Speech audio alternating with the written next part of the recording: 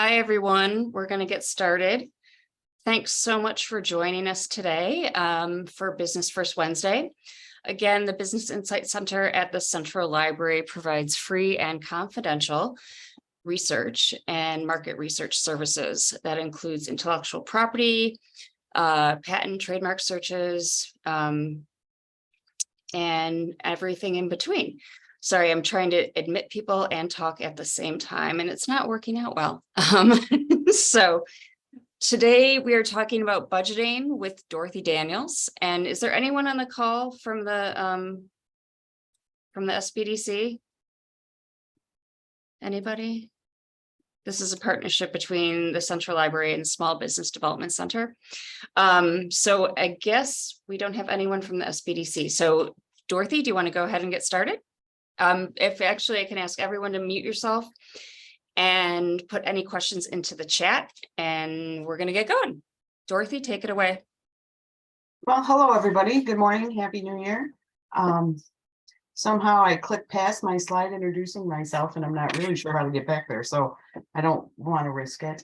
At the end, I can bring that back up. And also at the end, I do have my contact information if anybody has further questions on this topic. So today's agenda, here's my first slide that we can start off with. Here are the various questions and topics that we will be covering through today's session. So I'd like to start off with what's your why? Why are you here? Why are you doing a budget? What is important to you? What information would you like to glean from this budget? So here's a few common questions that budgeting may answer for you. None of my lists are exhaustive. These are basically just starting off points. So will your bills be paid in full and on time? That's a comfort zone that I like to be in, knowing that I'm going to have the money to pay my bills. What's my monthly nut? What that means is how much expenses do I have without opening the door for a sale? And you'll get that number through this process. Is it possible to pay off the debt? How long will it take? How much interest will I incur? So that can be made part of your budget to determine how quickly you can pay off debt. Can you afford to hire help?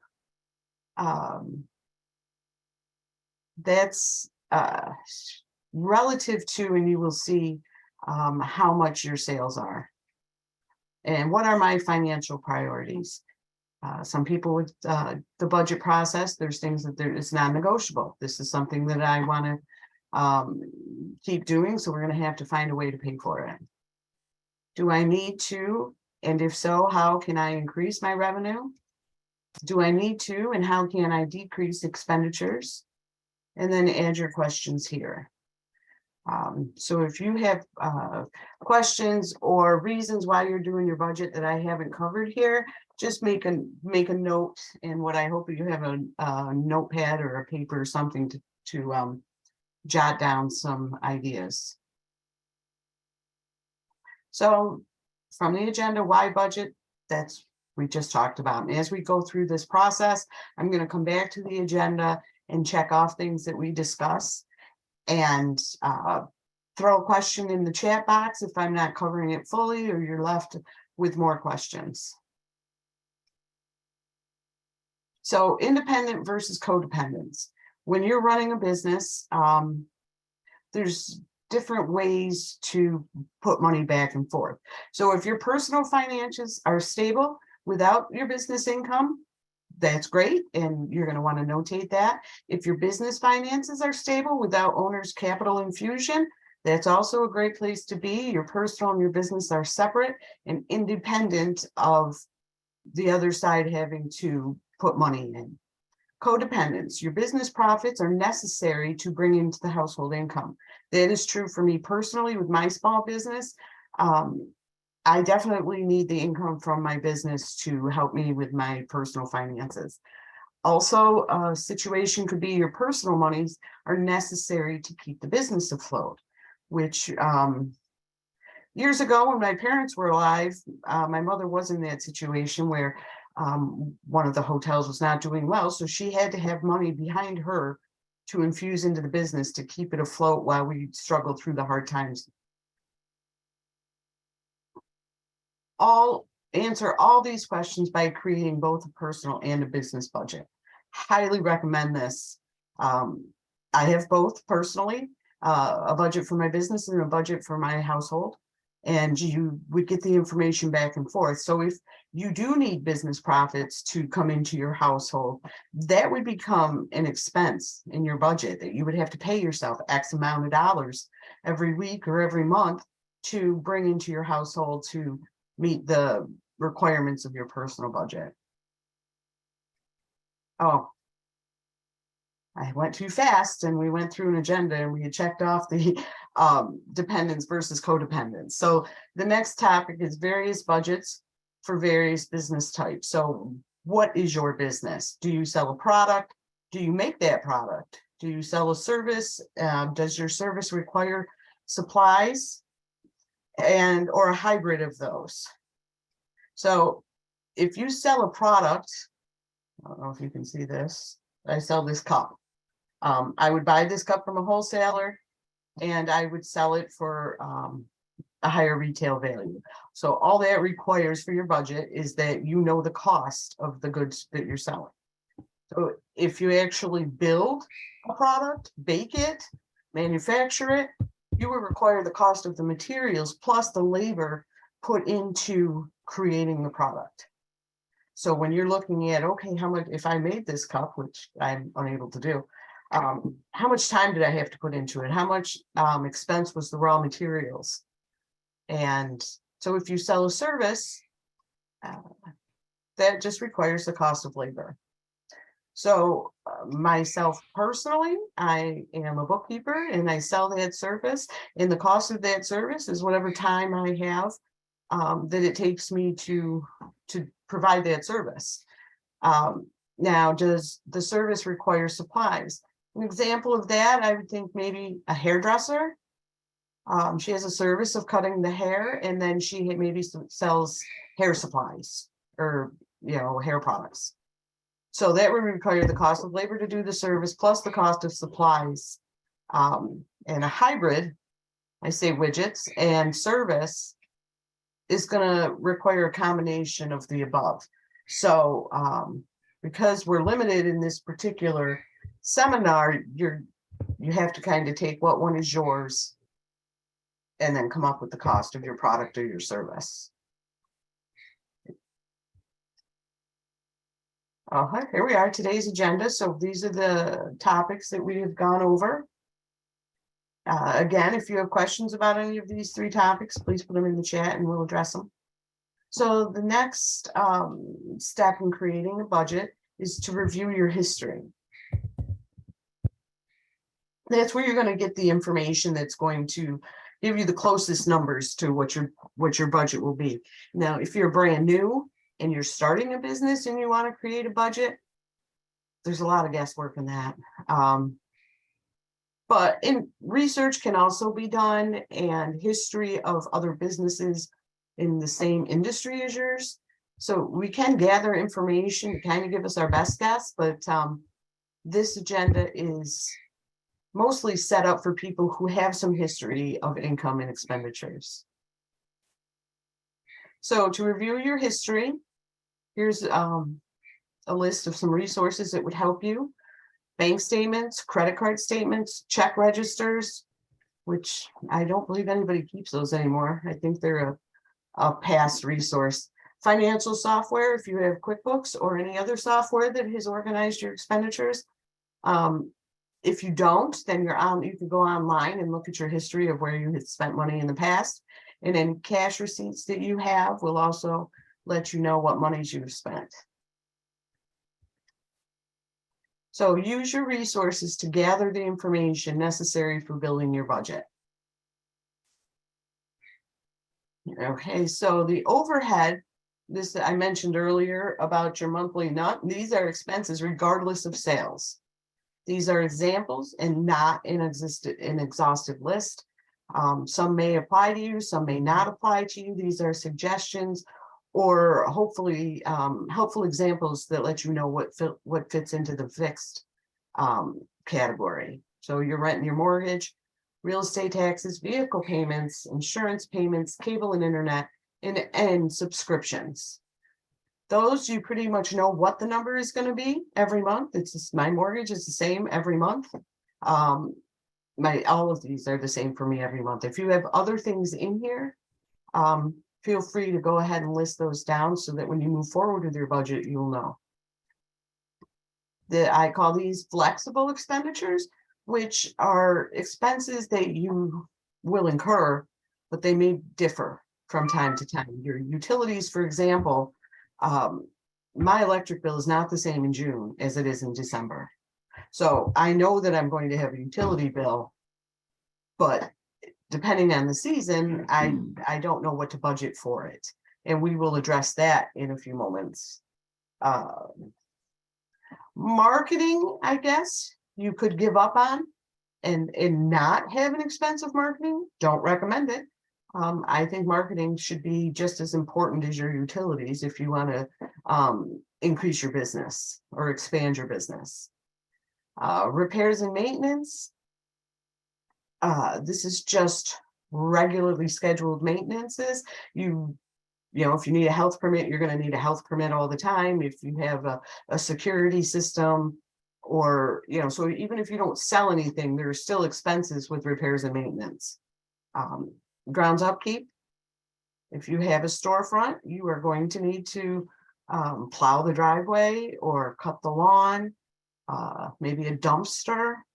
So that's what I mean by the grounds upkeep. And debt service, whether you sell something or not, you're still going to have to pay your debt bill. And professional fees, accountants, bookkeepers, lawyers, that you will probably have to incur. Now, depending on your industry, that may be very little or nothing. And other industries require quite a few professional fees be paid. Expendable, in my opinion, these are items that you have paid for in the past, but are really not necessary for your business to survive or thrive. This is all a matter of opinion. Unused subscriptions. I'm sure that we have all signed up for something for a free 30-day trial, and then it gets renewed. And unbeknownst to you, and you see it, so when you're looking through your history, you should see those auto renewals or those expenditures that maybe you weren't aware you were being hit with. Entertainment, you know, maybe you go out for lunch 5 days a week. Do you have to? No. If your budget shows that you don't have the money to spend on that, that might be something that has to go. And as I mentioned earlier, there are some things that you possibly aren't going to give up, like going out for lunch. Expense accounts, redundant expenses. If you have two providers of basically the same expense, maybe you have I don't know, maybe subscriptions that do the same thing, and upgrades and premiums. So these are kind of the categories of when you go through your history and you see, oh, I didn't realize I was spending $4 a day at Tim Hortons. That will open up your eyes to where your money is going, and you can pick and choose what's expendable and what is non-negotiable. So in reviewing your history, these are what we have covered. You gather your information from your past. You recognize and list the fixed, the flexible, and the expendable expenditures. I would kind of leave them in for now. When you get to the end of the budget, if you're showing a profit, then you can revisit those expendable expenses. If you're not, also, you might want to decide what to take out of your budget. So the next step is to compute your variable expenses. Excuse me. I'm just going to take a quick drink of water. The variable expenses get a little bit more complicated, and if you don't understand or you have a question, please ask. Okay, so variable are proportionate to your sales. These are examples, not an exhaustive list, so keep that in mind. COGS, cost of goods sold, we determined that previously when we went through the different business types so that you could come up with the cost of whatever it is that you're selling. Now, merchant services is, I grouped them all as merchant services, but these are just the payment methods that your business accepts. And I picked these 4 methods of payment, just for an example. You might have something else that I don't have listed here. So here's where we list the payment methods. So we had cash, checks, credit cards, and applications like PayPal, Venmo, Apple Cash. So then we're going to assign a percentage for each payment method that we use. These should equal 100% of all of your sales. How are they paid for? Now, this is going to be an average. So this is, I just put these numbers in to show an example. So 40% of my customers pay with cash, 10% pay with checks, 45% pay with credit cards, and 5% pay with apps. So now we want to list what is the rate for the processing method of payment. So here's your rate. Cash, you don't have to pay anybody to accept cash. Checks, I said 0. There could be expenses with that if you sign up for, they have programs that verify checks so that you're not caught depositing a bad check, or there might be the cost of, if you do accept a check that bounces, you will have a fee attached to that. So I did 0 because in a perfect world, there is no expenses to this, but there could be. Credit cards, I picked 3%.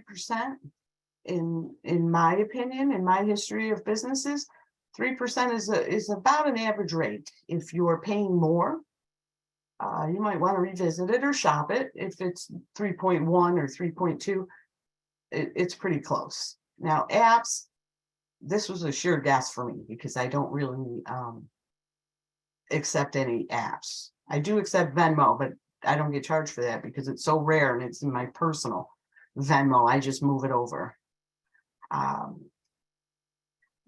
So now we're going to compute the percentage expense for the merchant services. So what I do is I multiply. If 40% of your customers pay with cash and it doesn't cost you anything, then it still doesn't cost you anything. The same with the checks. Now the credit cards, 45% of my sales are credit cards.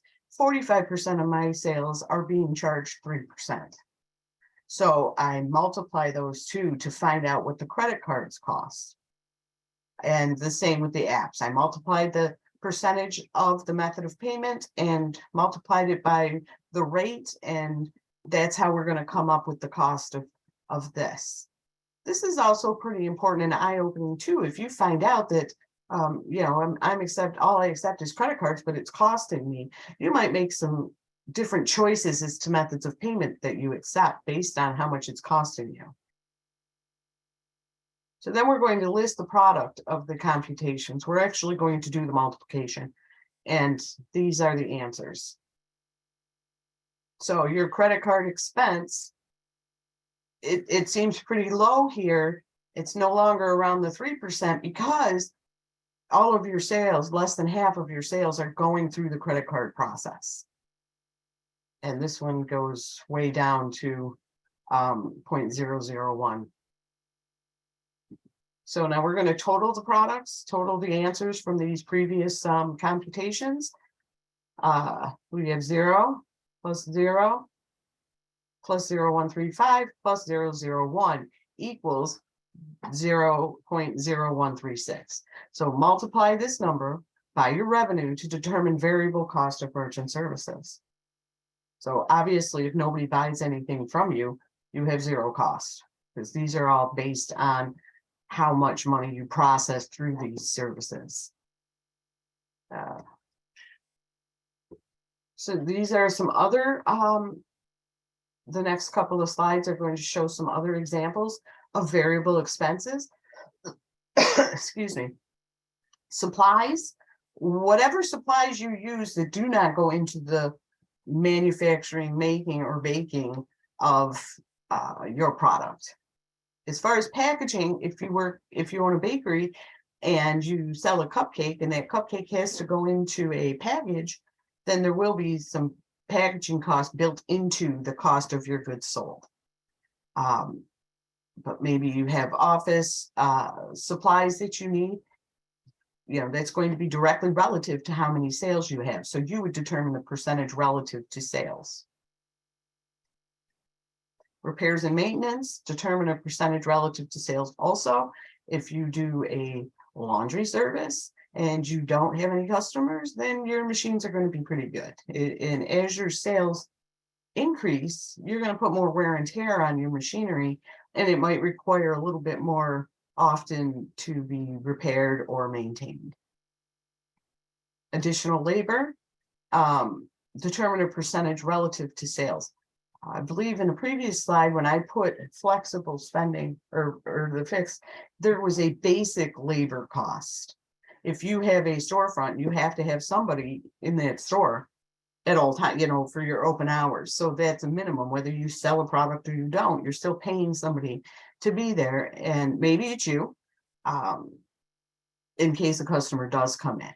But then once you start selling things, you're going to need additional labor, which will be proportionate to your sales. So I hope that went okay. If you have questions, feel free to put them in the chat, because I know that the computations for the flexible or the variable, I'm sorry, can be a little bit confusing. So now we're going to list our revenue streams. Again, examples, not an exhaustive list. We have our fixed revenue streams. These are some examples that you might count on coming in. If you have a contract with somebody to do work, you can pretty much count on that money coming in. If you are into property management and you have rental income coming in, you can count on that rent. You may have to adjust for a percentage of what might end up being some vacant times. Sublease income, regular customers. If you run a grocery store and you know that certain people come in every Tuesday and spend X amount of money, those are your regular customers. You can kind of depend on that. And membership dues. If you sell any sort of service or subscriptions or memberships and people are signed up, you can pretty much count on that income. So is this the same with the expenses? Revenue streams have some flexible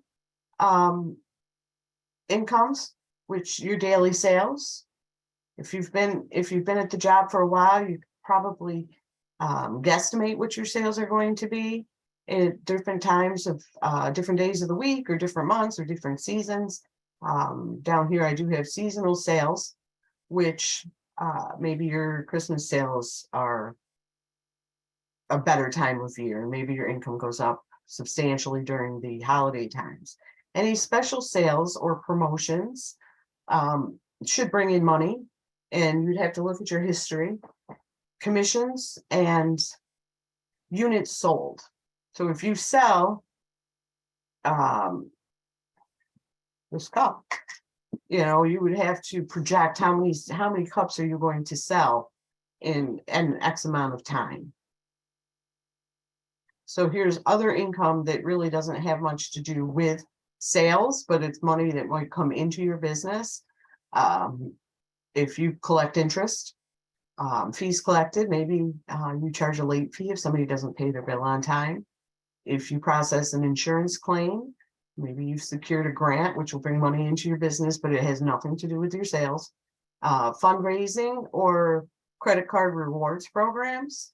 If you utilize a credit card and you earn the points off of that credit card, that constitutes other income because it lowers the expenses. If you use the reward to pay down the credit card, that constitutes other income. This is very important. That's why it's in red with yellow and stars. Sales tax collected is not, I repeat, not a revenue stream. It is, you collect it and you hold it and then you pay it. You do not use it for any of your expenses. Don't use it as a safety net or a cushion. I cannot stress that enough. Your sales tax collected is not a revenue stream. So our next step is to take the information that we've gathered from looking over our history and create a spreadsheet with fixed and flexible expenses. I always start with these because to me, they seem to be the easiest. So what I did here is I made a list of the things that I had in that flexible and fixed expense categories. And so I just listed those down. And then I went through and notated how I'm going to come up with the numbers for my budget. Now, this is a monthly budget that we're working on right here. So your rent is your rent is your rent until they raise the rent. Now, the real estate taxes, if you are a property owner and you have real estate taxes, you want to take the total amount for the year and divide it by 12 and put that number in your budget so that every month you are putting aside. I personally would recommend having a separate account, almost your own escrow account. If your mortgage is escrow, then you just, that number would go into your mortgage payment number. There's a couple other things that I said, subscriptions, same thing. If you are an Amazon Prime member, you get billed, well, I get billed annually, or you want to divide that by the 12. The vehicle payments, insurance payments, and cable, for the most part, they are a fixed monthly amount. Now, with vehicles, it depends on if your business owns a vehicle or not. If it's your personal vehicle, that would go into your personal budget. These vehicle payments are for vehicles that are registered to and paid for by the company. The same with insurance. That could be your liability insurance. It could be your auto insurance, life insurance, depending on if you pay it, if it's a business expense or personal. And the same with the cable and internet. All of these expenses should be registered to and paid for by your business. So the payroll minimum, this is when I refer to having somebody in your store that you have to pay somebody to be in that store, whether it's yourself or somebody else, whatever you're paying them. And I like to add an additional 12% for taxes, for payroll taxes. And so I did not make a slide for this, but if your hours of operation are Monday through Friday, 9 to 5, and you're open for 40 hours, you're going to do your hourly wage times 40 plus an additional 12%, just to have your door open. If you do not have a storefront and you do not have, and like myself, I do not have a storefront. I do bookkeeping. I don't pay anybody. It's me. So this would be nothing. Utilities, total for the year and divided by 12. You can also go to the utility companies and ask for a budget. They will use the history of the location and they will determine a budget for you if you want to budget the same amount every month, knowing that the bill is going to be higher in December than it is in June, so that you take that extra money and kind of save it. So when your utilities do go up in the winter, you have the money set aside because you budgeted for it for the 12 months. Administrative costs, you're going to use your history to come up with a budget amount for administrative costs. And marketing, that's something that you can set yourself. What are you willing to put aside for marketing? I would recommend having a marketing plan, some of which is free. There's a lot of marketing that can be done free. And if you decide you want to do a, say, direct mailing, and you would set aside the price of what that costs. So depending on how you want to market, what you want to do to market, and at the end of this, when we figure out if we have money left over, maybe you want to put it into your marketing budget.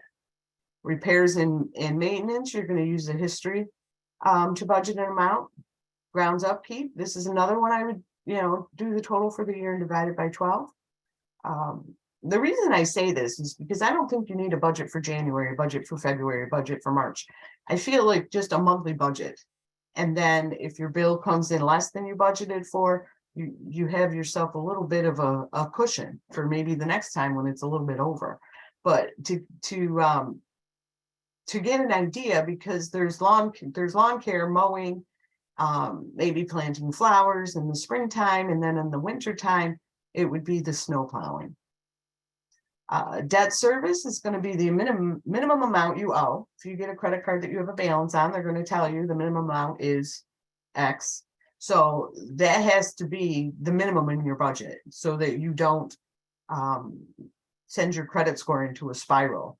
You have a minimum amount that you have to pay. And the plus sign is for anything additional. If you're going to have a get out of debt plan, you would add that to it. So I'm going to pay the minimum amount plus whatever would go against the principal of that debt. Which debt service, there's some additional information that I think we might have time that we can revisit about debt service and which debt you want to pay off first. Professional fees, you're going to use your history to budget an amount. And when we have this all done, I put in some fake numbers. These are just all fake. So there's no rhyme or reason for why I picked the numbers that I picked, because I don't have a specific industry that I'm referring to. So this is my monthly costs. This is my monthly nut, $10,327 if I do not sell a thing. I don't know how long I would pay that for, but if I don't sell anything, these are expenses I'm going to have to pay.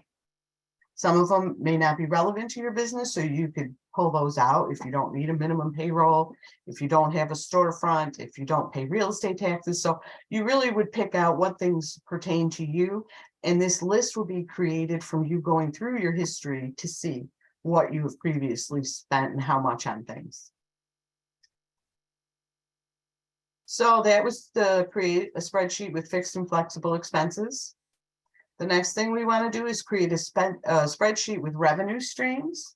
So it's going to be basically the same situation. We're going to list these were all the options that I put. And again, they were only examples. I doubt that anybody would have all of these things. So you would pick what works for you when you're creating that list with your history review. Then you put them all down. And then this is how I determined what the numbers, how I was going to compute the numbers. Fixed monthly. If somebody's in a contract with you, then you will count on that money regularly. Rental income, same, fixed. Regular customers projected based on their history. Membership dues, if annual, total and divided by 12. All of these items are based on history. Units sold would be the number of units sold times the retail price. Because that would be the revenue coming in, would be the retail price. And then we would take the cost of goods sold out. Other incomes project based on history. And then I picked a few things and threw in some made up numbers to come up with my total of 21,500. So we created a spreadsheet with the revenue streams. Now we're going to put all of those things together. We're going to create the budget with the revenue streams, the fixed and flexible expenses, and the variable expenses. So it's pretty simplistic, I think. If not, please let me know and I'll try and explain it better. We projected the revenue at 21,500. The monthly nut is 10,327. Merchant services. You know what? There's not the cost of goods sold in here. So I guess our projected revenue is a service. I apologize that there should be a variable expense of cost of goods sold. So this would be something of I'm a one-man show and I'm selling my services, because if you have a product that cost of goods sold needs to be in here, and I apologize. that it is not. But this is showing that I am profiting $5,720.60 a month. So, and I put in here allocate as you will. So when you come up with this number, if it's a positive number and you want to go back and maybe allocate more money to marketing or more money to labor, you now know the number that you have to work with, and you can pull it out as profit. You can put it in as to increase any of your expenditures to hopefully, like if you increase your marketing budget, ideally you will also increase your projected revenue, because that is what marketing is. It's the whole purpose is to increase your revenue. Is there any questions right now before I talk about how to live within your budget? Not right now, Dorothy. All right, so either you're all asleep or I did a really good job of explaining this. So we've gone through all of these things, and so we've completed the agenda for today, but I see I have a little bit more time to maybe go over how you can actually live within this budget. And what I suggest is, if you for some of the expenses that are, say, it's January now, well, I don't have to pay my school taxes until September. So I would start putting that money away every month for those school taxes, but you have to make sure that you're starting with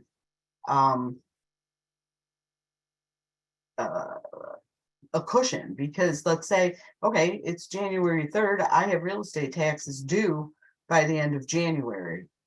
And if I'm just doing my budget, I need to account for where I'm going to get, because real estate taxes are a big chunk of money. So once you get the initial one paid and you put the money aside every month, kind of like an escrow account, the money will be there for you when that expenditure comes up. And cash flow is also a big part of this. So once the budget is done, you want to run your cash flow to make sure that you are going to have the money in the account when the time is due for the expenditures. I do have a few clients that think that the balance of their bank account is available for them to spend. It's not. Some of it is already set aside for the upcoming expenditures. So it is my intention to do some more workshops to move this a little bit forward. This wasn't as complete as it should be. So if you would like information on future workshops like this, this is all of my contact information. If you grasp what we went through but could use some extra help with it, please call me or email me and I can answer more specific questions, because this had to be geared more to everybody, kind of like a blanket budget. So everybody that's in their own specific businesses, feel free to reach out. Also, I don't believe Jennifer said we had a representative here from the SBDC. Not that's made themselves known, no. Okay. But the SBDC, they are great for helping you develop your business plan. They're a free service. Also, the Business Insight Center provides examples of business plans. We can usually give you a sample that exactly matches the type of business you want to start. And we also have access to Live Plan, which is a business plan writing platform that prompts you through the process of writing your business plan. Dorothy, we do have a question. Do you get into profit and loss statements? Yes. Yes, in my profession, I do. I just want to back up for a quick second, because when we started this, I didn't have the slide that had my information on it. And part of my history is I was an SBDC advisor for a little over 2 years. So I am familiar with SBDC and what it does. And I'd like to just let everybody know it's a service that is free of charge to business owners. And the counselors are pretty adept in budgeting and bookkeeping processes. which they can help you with some advice or direction on that. And it is a free service. So I just want to make sure that the SBDC is represented here. Yeah, and they will look over your business plan. That was a question from Latifa. Question from, do you provide any courses for bookkeeping? Absolutely. If anybody interested in any future workshops wants to send me an email, then I can put you on my list and let you know when and where future workshops will be. I would love it if Jennifer would invite me back for a first Wednesday again. Sure. So keep your eyes peeled on what the library is presenting on the first Wednesday of every month. Yeah, we'd love to delve deeper into this. That would be great. I just want to thank Dorothy again for being here with us, and you guys have been really attentive. Thanks. Any other questions for Dorothy or for me before we sign off? I hope you join us next month. I do not know what the topic is yet, but it usually applies to all types of small business. Yes, you will be sent a link to the recording, and you'll also be sent Dorothy's PowerPoint. So you can look for that later this week when my assistant comes back from being off for COVID. So yeah, but thanks everybody, and hope you enjoyed today. Thanks. Happy New Year. Yep, Happy New Year.